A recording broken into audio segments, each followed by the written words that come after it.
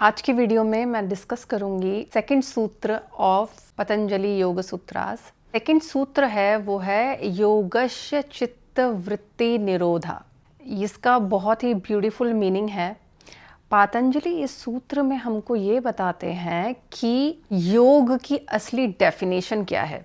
तो योग की जो सही डेफिनेशन है वो ये है कि जब हमारे मन से सभी तरह के विचार खत्म हो जाते हैं, वहाँ पे कुछ भी नहीं होता है, तब योग की स्थिति होती है, वो योग है। अब मैं इसको आपको हर एक शब्द का मीनिंग बताती हूँ। योग मतलब यूनियन, चित्त मतलब आपका मन। तो ये मन किन किन चीज़ों से बना है?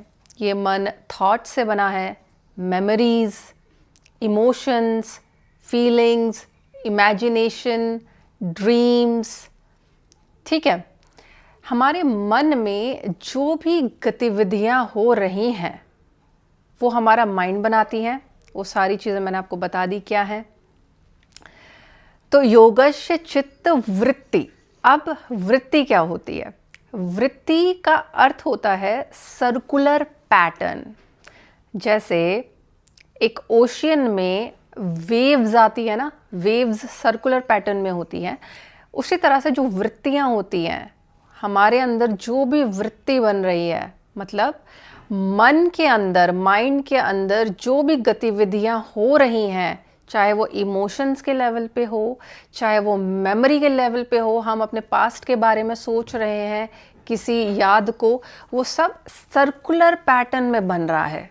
इसी को संस्कार बोलते हैं। संस्कार यानी मेंटल इम्प्रेशंस। तो हमारे अंदर जितने भी पुराने जन्मों के, जितने भी आज तक हमने बर्थ लिए हैं, उन जन्मों के जितने भी मेंटल इम्प्रेशंस बन रहे हैं वो वृत्ति की फॉर्म में बन रहे हैं, यानी सर्कुलर पैटर्न की फॉर्म में बन रहे हैं। निरोधा मतलब स्टॉप कर देना, खत्म कर देना। तो मन में बनने वाली जितनी भी वृत्तियां हैं उन सब को खत्म कर देना, स्टॉप कर देना, वहां पे फुल स्टॉप लगा देना ही असली योग है। अब ये होगा कब, ये होगा कैसे? इसके लिए पतंजलि ने क्या क्या प्रैक्टिसेस बताई है? तो इसके लिए पतंजलि ने बताया है कि साक्षी बनना है, विटनेस करना है। मन के अंदर जो भी कुछ चल रहा है उसे बस साक्षी भाव से हमको देखना है। लेकिन हम क्या करते हैं? हम साक्षी भाव से मन के अंदर चलने वाले विचारों को नहीं देखते, बल्कि हम और ज़्यादा फ्यूल देते हैं उन्हीं विचारों को जिसने हमारे अंदर एक पर्टिकुलर इमोशन को जगाया। फॉर एग्जाम्पल, अगर आपकी मदर ने आपको कुछ अब्यूसिव बोल दिया तो आप बहुत ज़्यादा इरिटेटेड, फ्रस्ट्रेटेड, एंग्री फील करोगे। अब आपको करना क्या है? यहाँ पे साक्षी भाव से अपने उस एंगर को देखना है कि ओ, मेरे अंदर अभी गुस्सा जागा है, मैं इसको देखती हूँ, ये कितनी देर तक रहेगा। लेकिन आप इस गुस्से को नहीं देख रहे हो, आप उन विचारों को दोबारा से अपने माइंड में टेप रिकॉर्डर की तरह चला रहे हो, जो कि आपने की मदर ने आपको बोला। वो मुझे ऐसे कैसे बोल सकती है, मुझे कैसे बोल सकती है, मैं तो अच्छी लड़की हूँ, मैं तो हमेशा अच्छे काम करती हूँ, तब भी वो मुझे बोल रही है। उनको ऐसा नहीं बोलना चाहिए था। बस ये टेप रिकॉर्डर आपका बार बार चलता रहता है हर किसी सिचुएशन के लिए।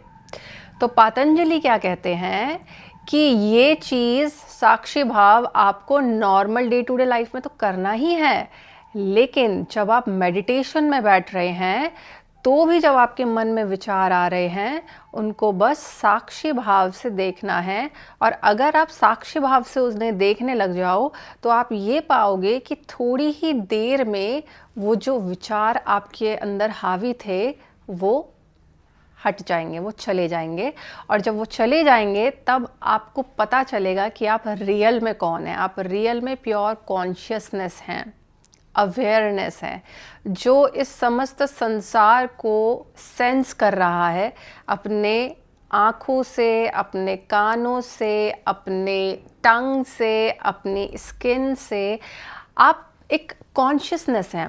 कॉन्शियसनेस यानी अवेयरनेस, जागरूकता।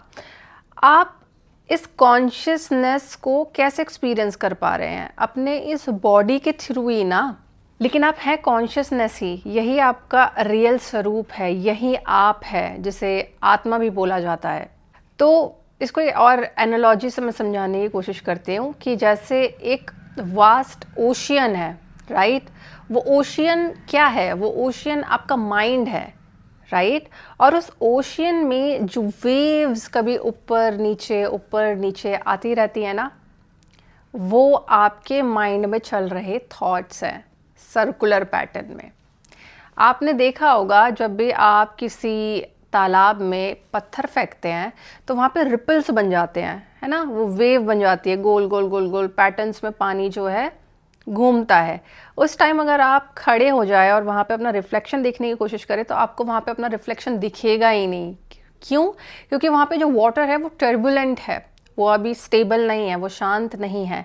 लेकिन जैसे ही वो जो रिपल्स फॉर्म हुआ था वहाँ पे, वो शांत हो जाए, वहाँ पे अब कोई रिपल फॉर्म नहीं हो रही, तो वहाँ पे अगर अब आप खड़े होके अपना इमेज को देखोगे तो आपको क्लियरली अपना रिफ्लेक्शन उस पानी में दिख जाएगा। सेम चीज़ हमारे माइंड के साथ हो रही है। जब तक हम इरिटेटेड, फ्रस्ट्रेटेड, सैड, डिप्रेस्ड, किसी भी नेगेटिव इमोशन में रहेंगे तब तक हम डिस्टर्ब रहेंगे और हम कभी भी अपने लाइफ के सही डिसीजंस नहीं ले पाएंगे। लेकिन द मोमेंट हम उन रिपल्स को, उन वृत्तियों को शांत कर देंगे, कैसे? अपने सांसों पे ध्यान लगा के, या जो भी अंदर मन के लेवल पे उत्पन्न हुआ है कोई भी विचार, उनको सिर्फ साक्षी भाव से देख के, तो हम स्टेबिलिटी में आ जाएंगे। वहाँ पे हमारी वृत्ति जो फॉर्म हुई थी इतनी देर से, वो बंद हो जाएगी। वहाँ पे कुछ फॉर्म होना ही बंद हो जाएगा, वो फॉर्मलेस हो जाएगा। और जब वो फॉर्मलेस हो जाएगा तब आपको अपना रियल स्वरूप पता लग जाएगा कि आप कॉन्शियसनेस है जो कि फॉर्मलेस है, जिसका कोई फॉर्म नहीं है। ना तो आप ये शरीर हैं, ना तो आप ये मन हैं, आप इन दोनों से ही परे हैं, जिसको एनर्जी भी कहते हैं। तो यहाँ तक पहुँचने की जर्नी ही योग है। यहाँ तक हमें पहुँचना है, ये एंड है योग का, जिसमें आप अपने रियल स्वरूप को जान जाते हैं, आपको सेल्फ रियलाइजेशन हो जाता है, आपकी समस्त वृत्तियों का निरोध हो जाता है। अब यहाँ पे ध्यान रहे, आपको सप्रेस नहीं करना है अपना कोई भी इमोशन। कोई भी चीज़ फोर्सफुली नहीं होती है योग में, वो स्वतः ही होती है, नेचुरली ही होती है। तो जैसे जैसे आप अपनी प्रैक्टिसेस को, स्पिरिचुअल प्रैक्टिसेस को रेगुलर बेसिस पे करते जाएंगे, वैसे वैसे आप ये देखेंगे कि आपकी जो अवेयरनेस है ना, वो सूक्ष्म होती चली जाएगी। जितना ज़्यादा वो सटल होती चली जाएगी, उतना ज़्यादा आपको इनर रियलाइजेशंस होने लगेंगी अपने रियल स्वरूप की। और जब तक आप यहाँ तक नहीं पहुँचते, तब तक आपकी समस्त वृत्तियों का निरोध नहीं होगा, तब तक माइंड के लेवल पे वृत्तियाँ फॉर्म होती ही रहेंगी।